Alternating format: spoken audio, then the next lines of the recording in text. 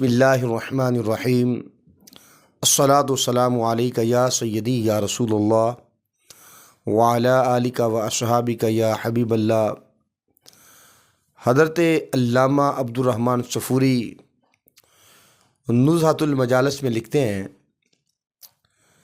کہ حضرت عیسیٰ علیہ نبینا تشریف لے کے جا رہے تھے تو ایک خوبصورت پتھر پر آپ کی نظر پڑی، بڑا تعجب کیا، اس کے ارد گرد گھومنے لگے۔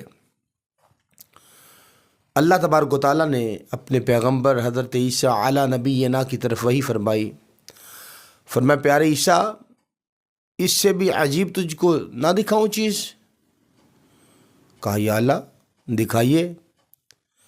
تو وہ پتھر جو تھا وہ شک ہو گیا اور اس کے اندر سے ایک بزرگ نمودار ہوئے، سبز رنگ کا ان کے پاس عصا ہے اور ایک ٹہنی ہے اور اس کے اوپر پھل لگتا ہے، وہ کھا لیتے ہیں۔ بڑا تعجب کیا، فرمایا کتنی دیر ہو گئی ہے بندہ خدا تجھے یہاں عبادت کرتے ہوئے؟ کہنے لگا اے اللہ کے نبی 400 سال ہو چکے ہیں میں یہاں پتھر کے اندر عبادت کر رہا ہوں۔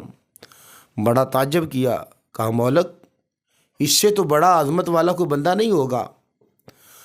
تو اللہ تبارک و تعالیٰ کی طرف سے حکم ہوا، فرمایا پیارے عیسیٰ نبی آخر الزمان صلی اللہ علیہ وسلم کی امت کے اندر جو ان کا ایک امتی ہوگا کہ شب برات کی رات جو 2 رکعت نماز نفل پڑھے گا تو اس بندے سے زیادہ، اس بندے کی عبادت سے زیادہ اس بندے کو ثواب دیا جائے گا کہ جو شب برات کی رات 2 رکعت نماز نفل ادا کرے گا۔ گرامی کے حضرات، شعبان المعظم کا مہینہ گزر رہا ہے، شب برات کی آمد ہے۔ ہمیں چاہیے ابھی سے تیاری کریں اور اس رات اللہ تبارک و تعالیٰ سے اپنے گناہوں کی معافی مانگیں، نوافل ادا کریں، استغفار کریں، ذکر و اذکار کریں۔